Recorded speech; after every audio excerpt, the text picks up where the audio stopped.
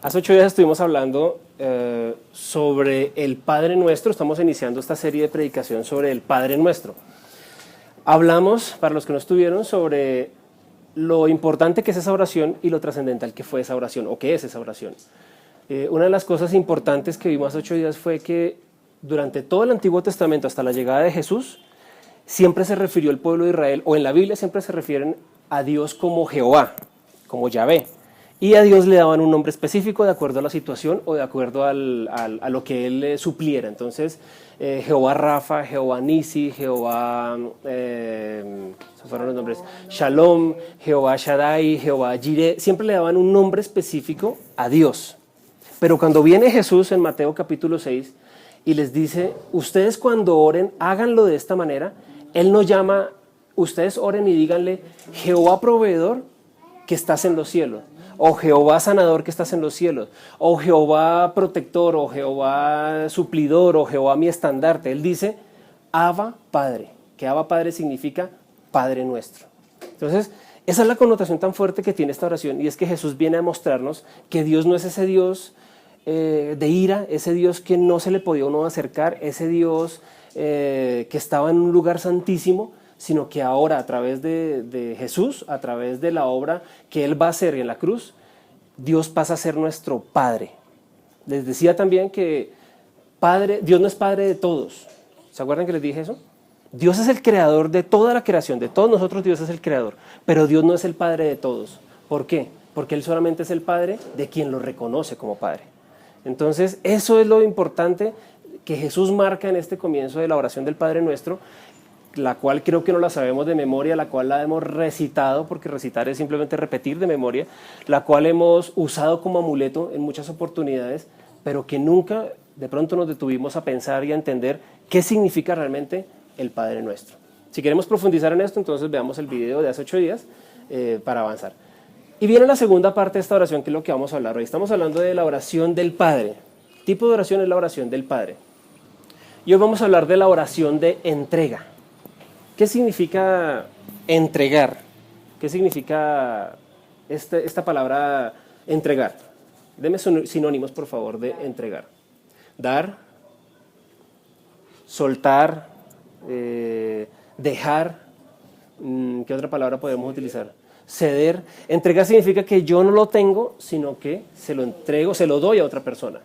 Entonces, la oración de entrega dice, hágase tu voluntad en el cielo, perdón, así también como se hace en el cielo, que se haga en la tierra. ¿Pero qué significa esto? ¿Por qué Jesús, cuando nos muestra cómo orar, por qué nos viene a hablar de que se haga la voluntad de Dios en el cielo y también que se haga aquí en la tierra? Porque lo primero que Él dice es, Padre nuestro, tú que estás en el cielo, santificado sea tu nombre, es lo primero que Él dice. Es lo primero que nos enseña que debemos darle la gloria a Dios. Y lo segundo que dice es, pero que se haga tu voluntad en el cielo como también en la tierra. Tenemos varias fuentes de estrés, tenemos varias cosas que nos causan estrés. Por ejemplo, a nosotros nos causa estrés las circunstancias incontrolables. ¿Qué son las circunstancias o cuáles son circunstancias incontrolables? Una circunstancia incontrolable es que iba a salir y estaba lloviendo. Yo no puedo controlar eso. Una circunstancia incontrolable es que iba a tomar un vuelo y se retrasó. Una circunstancia incontrolable es que iba a cantar y me enfermé. Una circunstancia incontrolable es que algo pasa en lo cual yo no puedo tener el control. Y cuando eso sucede, yo me estreso. ¿Sí se han dado cuenta?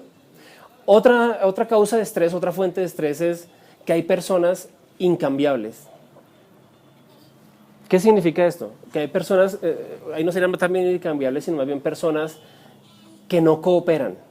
Es decir, yo hago todo lo que quiero hacer, hago todo lo que puedo hacer para complacer a mi esposo o a mi esposa o a mi amigo o a mi papá o a mi vecino o a mi novio o al que sea. Yo hago todo lo posible porque esa persona sea feliz, pero nunca la voy a complacer. Y eso me genera estrés, porque yo nunca le voy a dar la talla. No sé si a ustedes les ha pasado.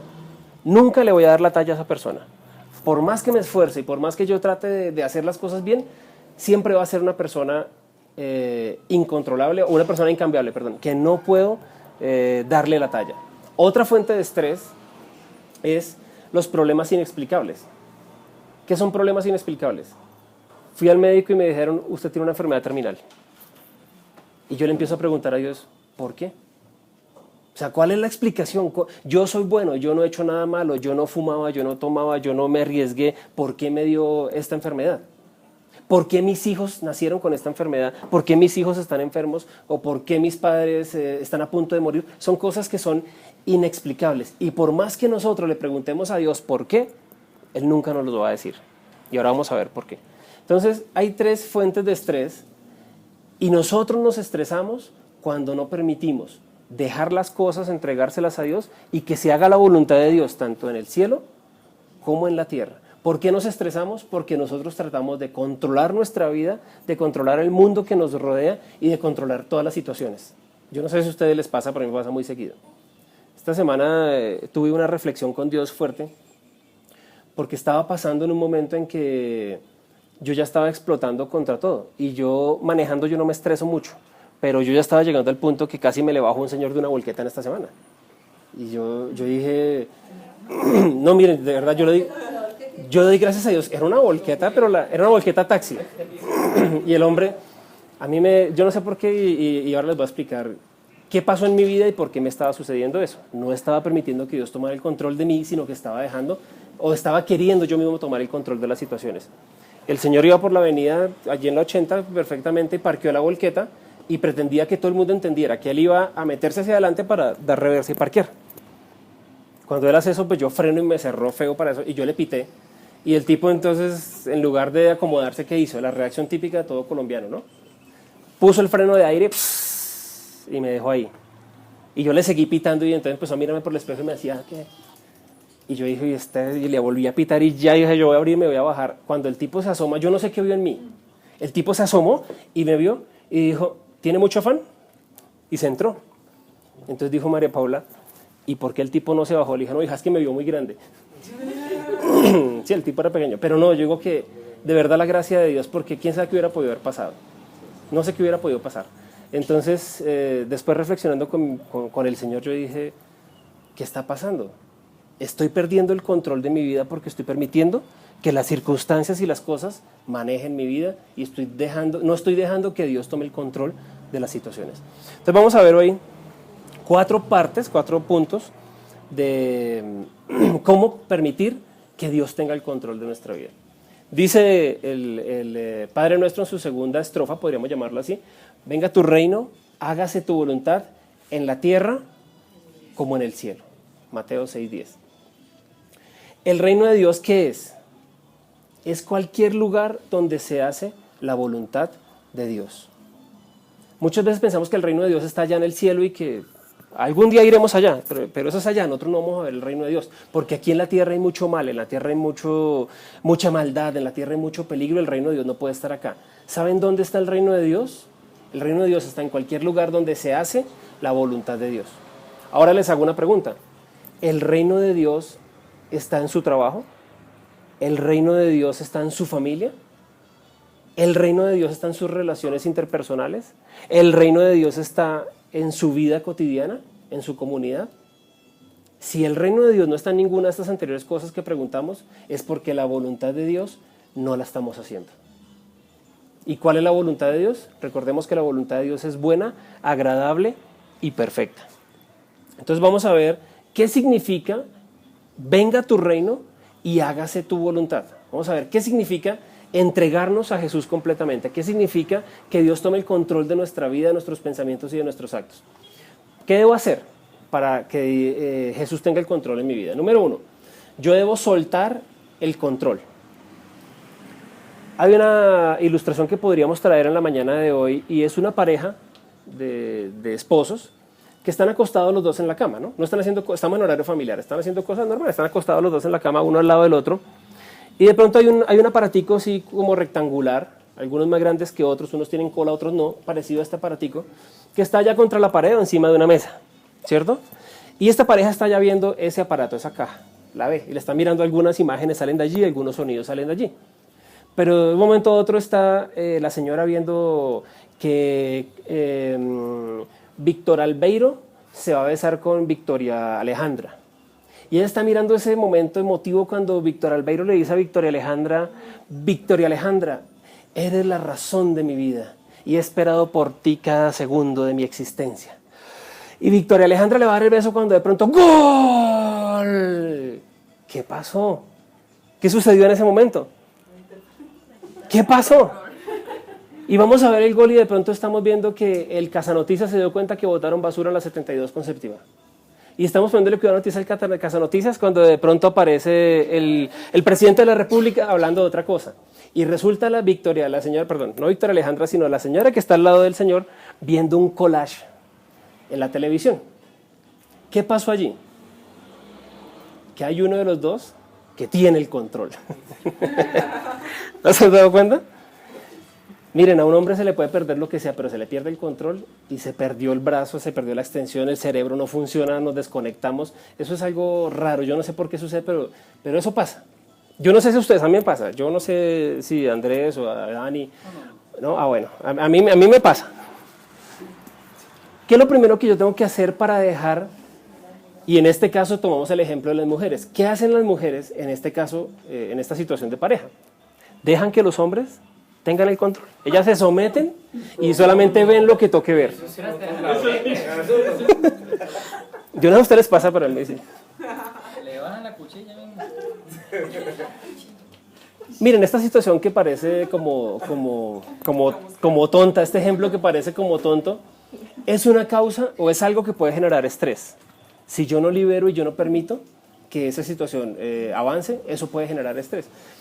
Dice la palabra del Señor en Salmos 46:10. Quédense quietos, reconozcan que yo soy Dios. Yo seré exaltado entre las naciones, yo seré enaltecido en la tierra. Salmos 46:10. ¿Saben qué es lo que pasa con este versículo? Que nosotros muchas veces decimos, quédense quietos porque reconozcan que yo soy Dios. No reconocemos que Él es Dios, sino creemos que nosotros somos Dios. ¿Cuándo me creo yo que yo soy Dios? Cuando yo trato de controlar las cosas en mi vida. Cuando tengo una enfermedad y yo trato de luchar contra esa enfermedad en mis propias fuerzas. Cuando tengo un problema financiero y yo trato de salir adelante de la deuda abriendo un hueco para tapar otro hueco. ¿Cuándo me creo yo que yo soy Dios? Cuando trato de corregir a mis hijos con autoridad de fuerza y no con autoridad de amor. En ese momento yo estoy diciendo, yo soy Dios. ¿Cuántas parejas y cuántas familias caen en problemas y caen en crisis porque el hombre que es la autoridad de la casa, el sacerdote del hogar, toma decisiones erradas? Y la familia se debe someter porque es que él es la autoridad y hay que hacerle caso y él dijo que era así y así se tiene que hacer. Entonces, para que nos entreguemos a Jesús completamente debemos soltar el control. La mentalidad pecaminosa es muerte, mientras que la mentalidad que proviene del Espíritu es vida y paz. ¿Por qué nosotros no soltamos el control? Porque nosotros tenemos una constante lucha en nuestra mente de lo que está bien y de lo que está mal. Y generalmente nosotros estamos pensando en que en otro momento será, en otra oportunidad será y otro día lo haré. Y siempre nuestra mentalidad va a ser pecaminosa. Pero los pensamientos que vienen de Dios, cuando yo me suelto, cuando yo me entrego y cuando yo permito que el reino de Dios se haga en mi vida, la mentalidad que proviene del Espíritu es vida y es paz. ¿Sí? Hay una oración muy conocida mundialmente, yo creo que nosotros hemos visto algunas partes de esta oración, que fue escrita por Raymond Neighbor, y se llama la oración de serenidad. Yo no sé si usted alguna vez la ha podido o la ha escuchado, o usted podría hoy rezarla, aunque el término no esté muy bien usado, pero sería rezarla, repetir esta oración. Dice, Dios, dame la serenidad para aceptar las cosas que no puedo cambiar. ¿Cuántas cosas no podemos cambiar hoy de nuestra vida, de nuestra actualidad, de nuestra situación económica, de nuestra situación financiera, de nuestra situación sentimental, de nuestra situación laboral, de nuestra situación como personas, como seres humanos, como profesionales o como lo que queremos ser? ¿Cuántas cosas no podemos cambiar hoy? Y debemos pedirle a Dios que nos dé la serenidad para aceptar esas cosas. Dame el coraje para cambiar las cosas que tengo que cambiar. Yo creo que todos nosotros sabemos cuáles son nuestros errores. Yo creo que todos nosotros sabemos en qué fallamos. Yo creo que todos conocemos nuestros defectos mejor que nadie. Lo que pasa es que no nos gusta reconocerlos. Pero pedirle hoy a Dios que nos dé el coraje para cambiar las cosas que tengo que cambiar y nos dé la sabiduría es el pensamiento de Él, para saber la diferencia, para entender cuál es la diferencia entre las cosas que son de Él y no son de Él. Viviendo un día a la vez, porque nosotros nos estresamos por lo que viene, por el futuro, por mañana, el vuelo de mañana, el arroz de mañana, el arriendo de mañana, el servicio de mañana, y no vivimos un día a la vez. Vivamos el día de hoy, que hoy es domingo, hoy nadie tiene que trabajar, excepto los que tienen local, de resto nadie tiene que trabajar. Entonces, tranquilos, relájense. Disfrutando cada momento a la vez, aceptando las condiciones difíciles de la vida como un camino a la paz, tomando este mundo como lo hizo Jesús, tal como Él es, no como me gustaría que fuera, confiando en que harás todas las cosas bien, entregándome a tu voluntad para poder ser razonablemente feliz en esta vida, y supremamente feliz contigo en la eternidad. Yo creo que es una oración. Nosotros no debemos tomar oraciones para repetir y tenerlas ahí impresas y repetirlas, pero esto es un modelo de oración que nos ayuda a tener serenidad. O sea, esta sería la oración contra el estrés. Más o menos sería eso. Debemos aceptar el camino de paz, confiar y entregarme a lo que Dios quiere que nosotros hagamos. La entrega a Jesús, número 2, significa que yo debo aprender a estar contento. ¿Cuántos de ustedes son contentos, felices? ¿Cuántos de ustedes no se amargan por nada ni se estresan por nada?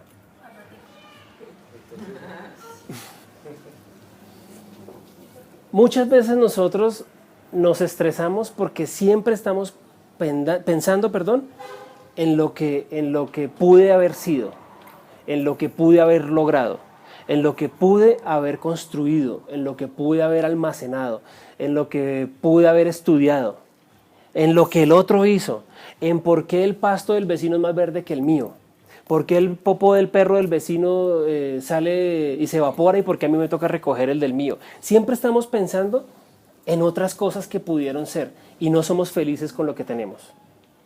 ¿Sí? Cuando montaba en buseta decía, ay, ojalá algún día tenga para coger taxi. Cuando montaba en taxi decía, qué pereza, ojalá tenga algún día un carro. Cuando tuve el carrito, ojalá algún día tenga una camioneta. Cuando tuve la camioneta, no, ojalá algún día tenga escoltas. Y siempre estamos pensando en que no me conformo con lo que tengo, no soy feliz con lo que tengo, sino siempre estoy esperando el día perfecto. Y el día perfecto nunca va a llegar. Y cuando yo miro mi situación de hoy, mi actualidad de hoy, me doy cuenta que fui feliz, que tuve y que aproveché, pero que no lo disfruté. Yo no sé si a ustedes les ha pasado, pero a mí sí. El apóstol Pablo estaba en esta situación y entendió esta situación y escribió esto en Filipenses 4, del 11 al 13. Él dice, no digo esto porque esté necesitado, pues he aprendido a estar satisfecho. ¿Qué significa estar satisfecho? Que no me falta nada, que soy pleno, que yo estoy feliz, así como estoy. He aprendido a estar satisfecho en cualquier situación en la que me encuentre. Sé lo que es vivir en la pobreza y también lo que es vivir en la abundancia. He aprendido a vivir en todas y cada una de las circunstancias, tanto a quedar saciado como a pasar hambre, a tener de sobra como a sufrir escasez. Todo lo puedo en Cristo que me fortalece. ¿Dónde estaba Pablo cuando escribió esto, el apóstol Pablo? Él estaba en el resort de Roma Spa. Resort Roma Spa, él estaba ya con unas luces LED, con una cámara de bronceo, como vemos en las películas de esa época de los romanos. Entonces había unas chicas allá soplándole y otras con las uvas y otras haciéndole un baño de leche, y Pablo estaba ya feliz y entonces dijo, sí, yo no me quejo por nada, yo he aprendido a estar satisfecho y ahorita estoy satisfecho, estoy feliz, me conformo con lo que tengo y he aprendido a vivir. Sí, cuando tuve escasez yo estaba bien y ahora que tengo abundancia pues también estoy bien.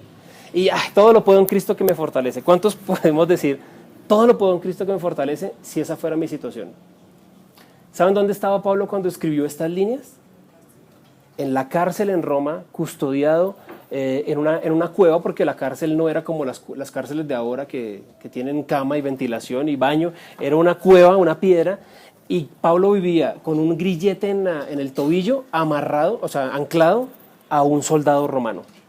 O sea, si Pablo quería ir a hacer sus necesidades fisiológicas, tenía que irse con el soldado romano y sentarse al lado del soldado romano.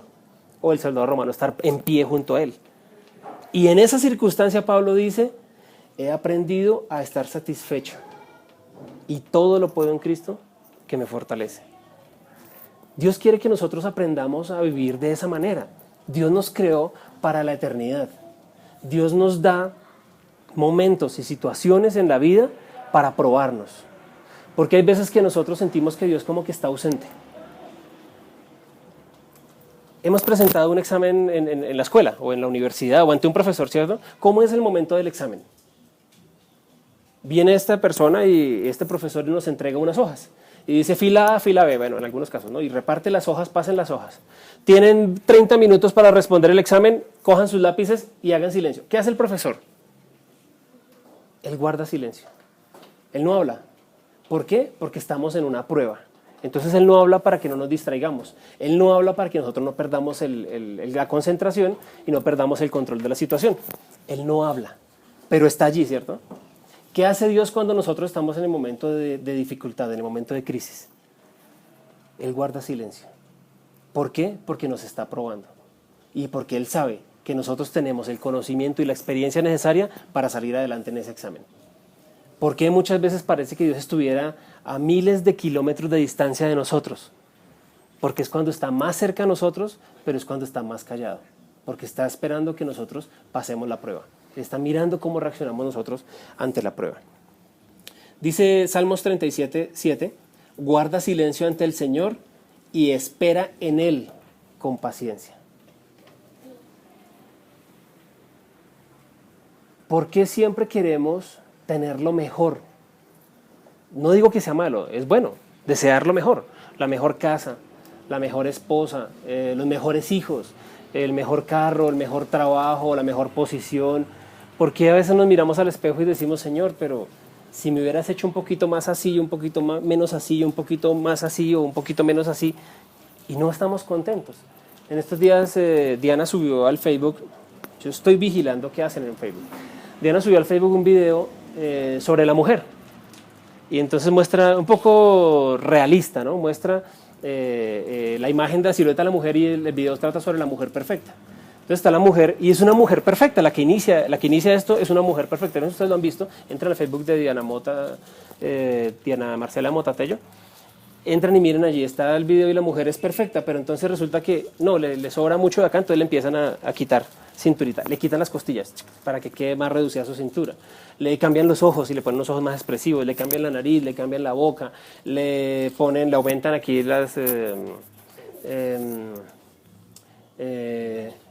la pechonalidad, se la ponen un poco más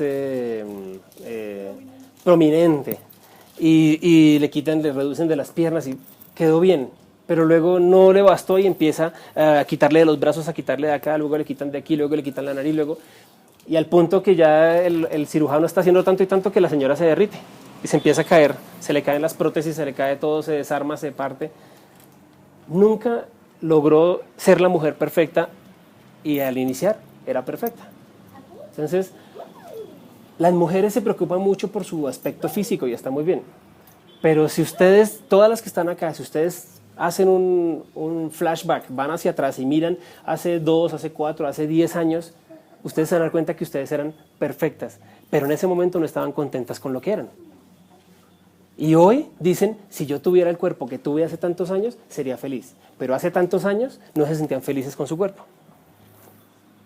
Solo lo digo ahí, lo dejo ahí. Número 3. Para que Jesús, para entregar mi vida completamente a Jesús, yo debo establecer mis planes. ¿Cuántos de ustedes han establecido metas? Hace poco empezamos a hablar de, vamos a establecer metas a 10 años. ¿Qué pasa cuando yo empiezo a establecer metas? Bueno, yo voy a terminar la carrera y voy a hacerme un doctorado y luego me hago la maestría. ¿Y por qué ni siquiera termina la universidad? Yo el 2015 voy a tener la cuota inicial para mi casa. Me voy a comprar mi casita. ¿Y qué pasó? Pasaron 10, pasaron 15, pasaron 20 años y no tiene eso. ¿Por qué siempre que nosotros hacemos planes, esos planes como que se evaporan? ¿Por qué? ¿Por qué sucede eso? ¿Por qué para entregarle mi vida completamente a Jesús yo debo establecer mis planes?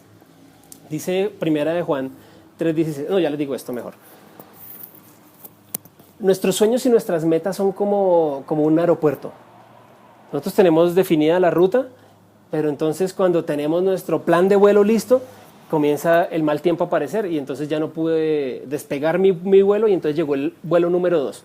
El vuelo número 2 era que yo pensaba comprar casa este año, pero entonces se presentaron las vacaciones.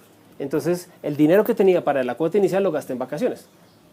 El otro año arranco otra vez con mi plan de vuelo de que voy a comprar casa. Y llegó el vuelo número 3 y aterrizó primero que despegó mi vuelo. Y el vuelo número 3 era que ese dinero que estaba ahorrando, tocó invertirlo en las pirámides de plata, porque eso yo sé que yo pongo una platica y me va a llegar otra.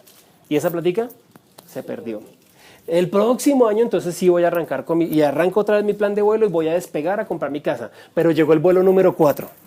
Y el vuelo número 4 era que no estábamos esperando ese hijo que llegó y entonces pues toca comprar la cunita, toca comprar la cama, toca invertir en el niño, vamos a hacer parto en agua, entonces esa platica se invirtió.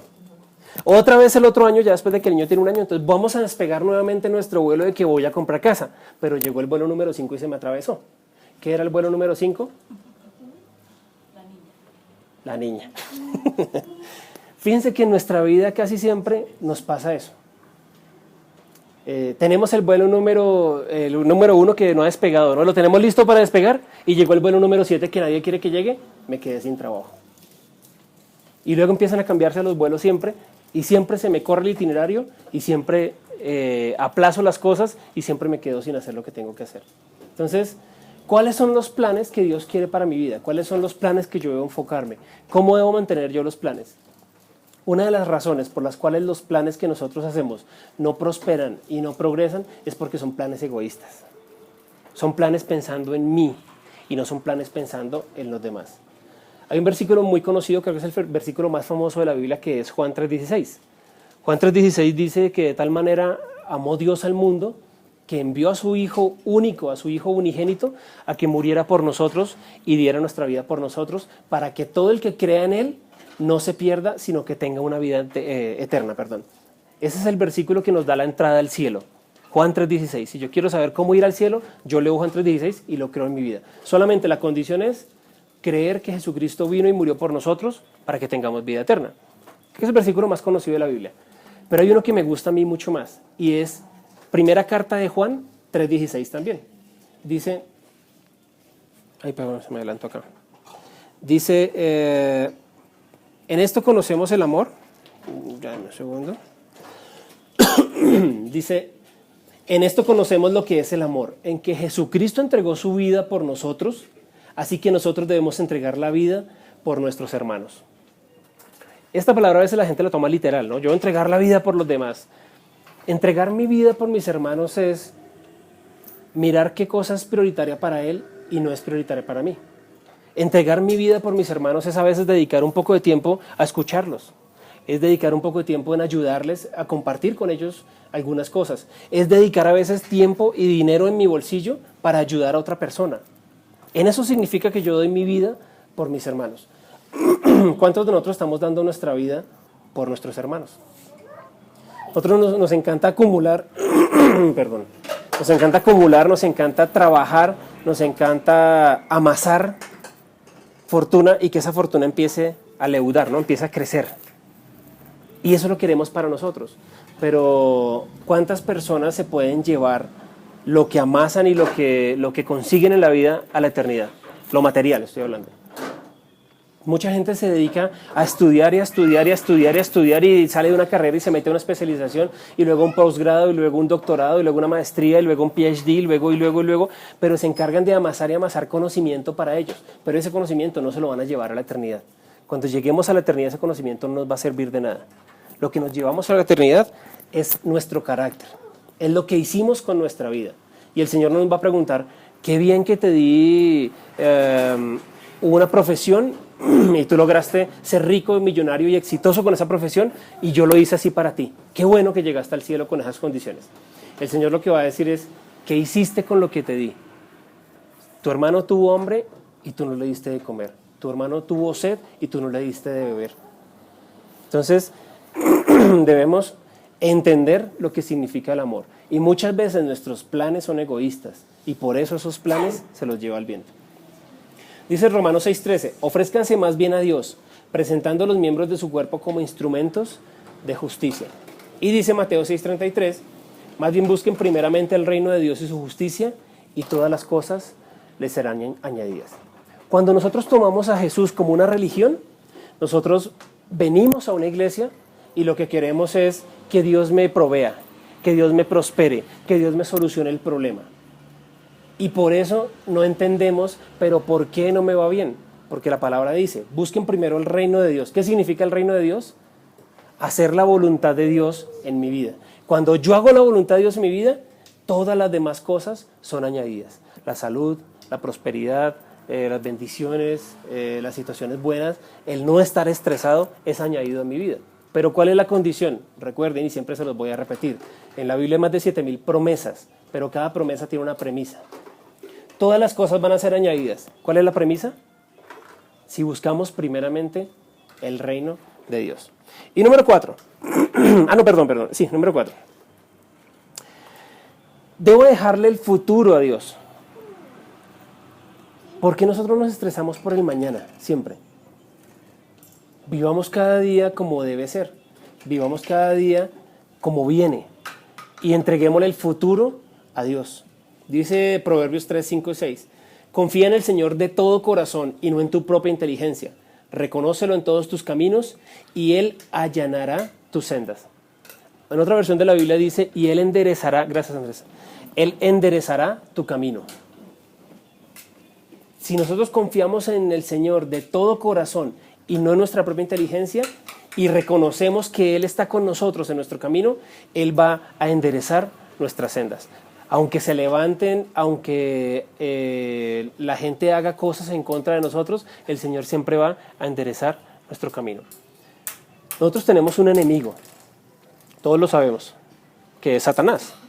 Pero hay una cosa de Satanás que nosotros no sabemos, a veces no entendemos y no coordinamos eso. Dios, nuestro Padre, nuestro Creador, es omnipresente, omnisciente y omnipotente. ¿Qué significa esto? Que Él todo lo sabe, Él está en todas partes y Él todo lo puede. Satanás simplemente es una creación de Dios. Él es un ángel caído. Él es un ángel de oscuridad. Él es el príncipe de las tinieblas. Él es el príncipe de este mundo. Satanás no es omnipresente, no es omnisciente y no es omnipotente. Entonces nosotros a veces creemos que nosotros estamos luchando contra Satanás cara a cara. No. Él cuando fue expulsado del cielo, Él cayó, y lo dice en Isaías, Él cayó con la tercera parte de los ángeles del cielo. O sea, una cantidad, una legión completa de ángeles cayeron con Él, que son los demonios que están ahora aquí en la tierra. Satanás no está en nuestra cama visitándonos personalmente. Él envía a sus ángeles de maldad, los envía a que nos hagan el mal. Pero estos ángeles tampoco saben el mal. Ellos tampoco conocen nuestro corazón. ¿Ellos qué saben? Ellos se guían por nuestros comportamientos y por nuestras actitudes. Porque ellos se dan cuenta que nosotros somos unos en público y otros en la casa. Entonces el enemigo aprovecha eso para atacarnos y para buscarnos la caída todo el tiempo. ¿Sí? Entonces, hay momentos en que nosotros, por ejemplo, como pastores con mi esposa, somos muy atacados. Y a nosotros nos están haciendo brujería. En este momento estamos recibiendo brujería. Y uno diría, ¡ay, eso tan raro! Sí, eso existe. La brujería es real. Y la vemos de muchas maneras. Pueden atacar nuestra salud, pueden atacar nuestra economía, pueden atacar nuestra familia, pueden atacar muchas cosas. Hay cosas que suceden y uno dice, esto tan ridículo que sucediera. Esas son cosas que pasan a través de la brujería. Tenemos un acuario grande y uno de los peces llevaba como 2 meses ahí metido y un día amaneció fuera. ¿Por qué el pez se salió? ¿Será que las condiciones del agua cambiaron? ¿Por qué si tenemos 12 peces solo uno saltó? Porque hay veces que la brujería nos ataca y lo que nos rodea lo recibe. Entonces los animalitos muchas veces reciben esos ataques de brujería. Pero dice la Biblia, mayor es el que está en mí que el que está contra mí. Entonces, si yo confío en el Señor de todo corazón y no en mis propias fuerzas, no en mi sabiduría, no en lo que yo creo que es, y yo lo reconozco a Él en mis caminos, quiere decir que yo le encomiendo a Él mi camino, yo le digo, Señor, voy a salir de mi casa hoy y te quiero pedir que tu presencia vaya delante mío, Él va a enderezar todas mis sendas. ¿Sí me hago entender? Nosotros salimos de nuestra casa y le encomendamos a Dios nuestro camino. Esto ya les dice una pregunta parecida. Nosotros encomendamos nuestro camino. Yo veo a la gente que vive en la tradición católica, que ellos de una manera, no sé cómo decirlo, de una manera digamos, muy tradicional, encomiendan a Dios su camino. ¿Cómo lo encomiendan? Se suben al bus y se persignan, se echan la bendición, llama uno eso, ¿no? Lo están haciendo, pero nosotros que decimos que tenemos una relación personal con Dios, ¿estamos encomendando nuestro camino a Dios? O sea, usted no lo hace. No lo hacemos. Y mucha gente, exacto, mucha gente, pero queremos vivir, queremos buscar de Dios la bendición. Queremos que Dios nos dé lo mejor que Él tiene guardado porque sabemos que Él es el dueño del oro y de la plata, pero ni siquiera le encomendamos a Él nuestro camino. ¿Cómo se lo encomendamos? ¿Cómo encomendamos a Dios nuestro camino? No es persignándonos, porque es como el amuleto, ¿no? Me amuleto y ya, Dios me va a librar de todo mal. No, es confiar. Yo confío en que salgo de mi casa y confío en que vuelvo. Y si algo pasa en el camino, confío en que Dios todas las cosas las hace para que me vaya bien. Porque todos los que confiamos en el Señor, todas las cosas nos ayudan a bien. Así sea algo inexplicable, así sea algo incontrolable, así sea algo que yo no entienda, todas las cosas nos ayudan a bien. ¿Cuántas veces les pasa a ustedes que les ha sucedido, no sé, pongamos un ejemplo extraño? Tenía una reunión supremamente importante en otra ciudad o en otro país y tenía el vuelo, el tiempo exacto para subirse al avión, llegar al aeropuerto, salir rápido y llegar a la conferencia a dictarla o llegar a la reunión de trabajo, no sé, digamos un ejemplo de esos. Hay gente que tiene ese tipo de cosas. Y llegó al vuelo, llegó el tráfico complicado, logró llegar y el vuelo se atrasó y luego lo perdió y despegó el avión sin esa persona. ¿Qué le pasa en la vida a esa persona? El caos. Se acabó el mundo, fue lo peor porque se dejó el vuelo y ahora, mejor dicho, se atrasó todo. Y media hora después se entera que ese vuelo se estrelló. Esto es un ejemplo drástico que pongo, pero hay cosas de ese aspecto que suceden en nuestra vida. ¿Cuántas veces ustedes no se han levantado tarde y se estresan y salen corriendo y, mejor dicho, se me hizo tarde? Pero si nosotros nos relajamos y si nosotros confiamos en el Señor, nos damos cuenta que Él endereza nuestro camino.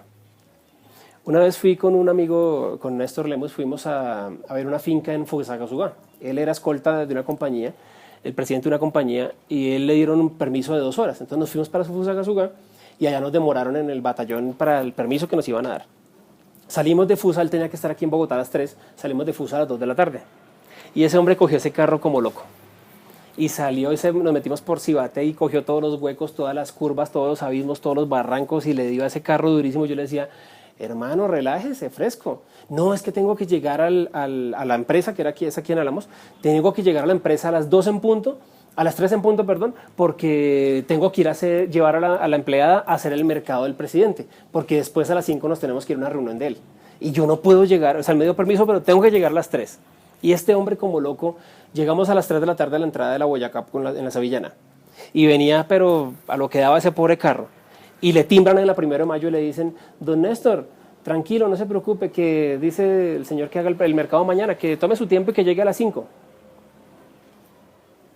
Entonces él me dice, ay hermano, yo le dije, relájese, nos pudimos haber matado, pudimos haber atropellado a alguien, pudimos haber ocasionado muchas cosas por no permitir y confiar en el Señor.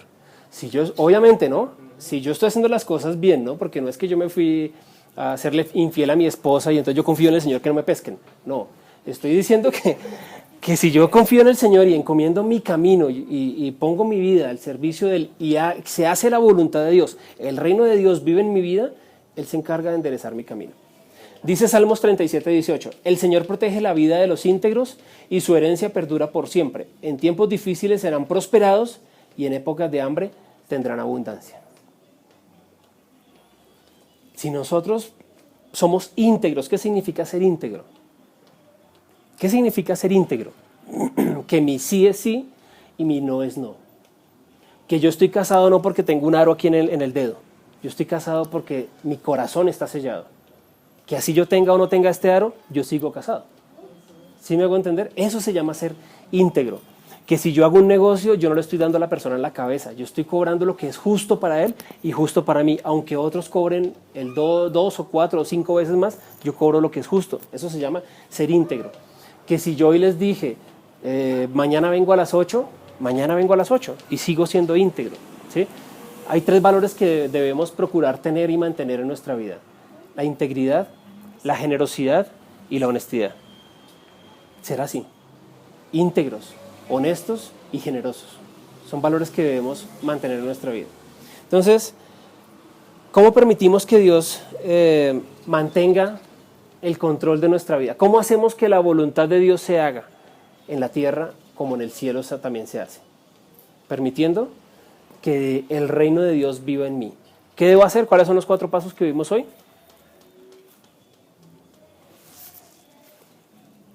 ¿Cuáles fueron los 4 pasos que vimos hoy? Número 1, recuérdese el control remoto. Yo debo dejar que Dios tome el control. Yo debo dejar que Dios tome el control de mi vida. Número 2, yo debo aprender a estar contento. Estar satisfecho con lo que tengo. Si hay huevo con arroz, gloria a Dios. Si hay caviar, gloria a Dios. Pero yo debo mantener mi integridad en los 2 ámbitos. Sí, con mi esposa ustedes, lo voy a decir aunque no debería, pero lo digo con humildad, ustedes nos han conocido en las buenas y en las malas. Y creo que nosotros siempre hemos sido los mismos. Nosotros no cambiamos o procuramos no hacerlo. No porque ustedes qué dirán, sino porque hemos aprendido a estar satisfechos con el Señor. Si tenemos un carro lujoso, gloria a Dios. Si tenemos un carro viejo, gloria a Dios. Si andamos en buseta, gloria a Dios. Si vamos a pie, gloria a Dios. Pero procuramos mantener siempre la misma actitud y estar contentos. ¿Por qué somos amargados a veces? ¿Por qué somos distantes de la gente? ¿Por qué somos parcos con la gente muchas veces? Porque no hemos aprendido a estar contentos. Llevémonos este versículo de hoy, Filipenses 4, 11 al 13. No digo esto porque esté necesitado, pues he aprendido a estar satisfecho en cualquier situación en que me encuentre. Sé lo que es vivir en la pobreza y sé lo que es vivir en la abundancia. He aprendido a vivir en todas y cada una de las circunstancias, tanto a quedar saciado como a pasar hambre, a tener de sobra como a sufrir escasez. Porque todo lo puedo en Cristo que me fortalece. Número 3, ¿qué debo hacer? Establecer mis planes. Pero esos planes deben ser planes que no sean egoístas. Deben ser planes que involucren a otros. ¿Por qué quiero tener la empresa más grande y de más plata en el mundo? No sé, estoy especulando. Para que me digan presidente y para que ser el doctor y para tener una buena casa y para tener un buen carro. No, ¿saben yo por qué como empresario quiero tener una buena empresa y tener una empresa grande? Para poder brindar trabajo a mucha gente, para poder abrirle puertas a muchas personas y poder compartir con otros lo que Dios me ha dado. Por eso lo quiero hacer. ¿Por qué queremos nosotros tener una iglesia grande? Una iglesia que crezca, una iglesia que salga a flote, una iglesia que cada día se añadan más personas a ella. ¿Por qué lo queremos hacer? Para que la gente diga, oye, esa iglesia tan grande, ay, mire, esos pastores no han sido pedir plata. ¿Saben por qué lo queremos hacer? Para que cada día se añadan los que han de ser salvos. Para que cuando estemos en la eternidad con Dios, seamos más los que estamos con Él. Para eso existimos como iglesia, para vivir todos. Y número 4, debo dejarle el futuro a Dios. No nos preocupemos, confiemos en el Señor, confiemos en Él, encomendemos a Él nuestro camino, reconozcámoslo a Él en todos nuestros caminos y Él se encargará de aparejar las cosas. Cuando pasamos la hoja de vida, no esperemos a buscar el torcido, a pasar la palanca, tengo la flecha que me meta al trabajo, simplemente hagamos lo que es y confiemos a Dios nuestro camino. Vamos a presentar una prueba para un trabajo, confiemos a Dios nuestro camino, que Él se encargará. Así se levanten, así llegue el hijo del presidente, así llegue el otro con rosca, con palanca. Si yo estoy siendo íntegro delante de Dios y si yo estoy encomendando mi camino a Dios, Él se encargará de enderezar las sendas y Él se encargará de aparejar el camino. Él se encargará de allanar nuestras sendas. La palabra allanar, ¿qué significa? En esta versión de la Biblia de Nueva Versión Internacional. Allanar significa lo que hacía Robin Hood, que los ricos iban por el camino con el oro y él allanaba, él se les botaba como un jallanazo y les quitaba y él iba y compartía con los pobres. Básicamente, es una ilustración rara, pero básicamente eso es lo que hace Dios. Así se levante lo que se levante en contra de nosotros y así hagan lo que sea en contra de nosotros, lo que Dios tiene para nosotros, Él nos lo da. Y Él va a allanar nuestras sendas. ¿Ven? Entonces vamos a orar y darle gracias a Dios porque yo creo que en esta enseñanza hemos pensado mucho, han llegado pensamientos a nuestra cabeza y probablemente nosotros no le hemos entregado el control de nuestra vida a Dios. Probablemente yo he tratado de mantener mi trabajo en mi fuerza. Es decir, a mí no me importa pasar por encima de quien sea, pero yo quiero mantener mi trabajo y quiero mostrarme y quiero que la gente me vea. yo quiero mantener mi relación como sea y como de lugar, trato de sacarla a flote y trato de subyugar a mi cónyuge o a mis hijos o a las personas que me rodean, tratando de mantener el control para que no se me salga toda la situación. Tal vez no le he entregado a Dios el control de mi vida, tal vez yo he vivido mi vida simplemente a mi manera de parecer, como yo creo que debe ser. Porque los demás lo hacen, yo creo que está bien. Pues yo veo que las mujeres tienen intimidad antes del matrimonio, pues ¿qué problema hay con eso?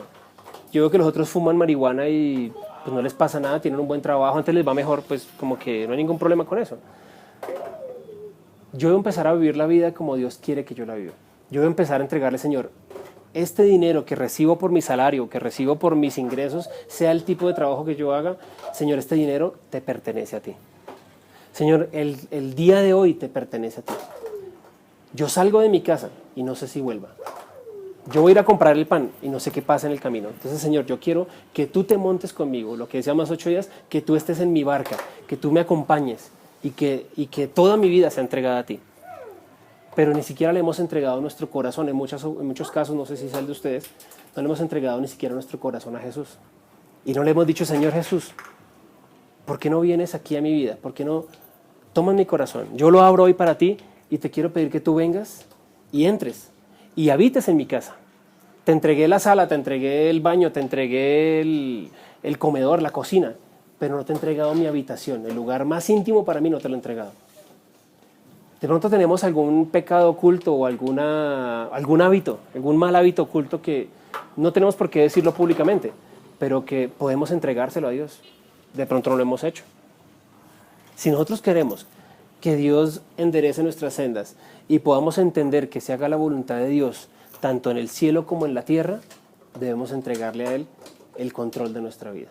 Debemos sujetarnos y debemos ser como ese barco que va a la deriva, pero que en algún momento llegará a tierra firme, porque Él es quien nos guía y Él es quien nos sustenta.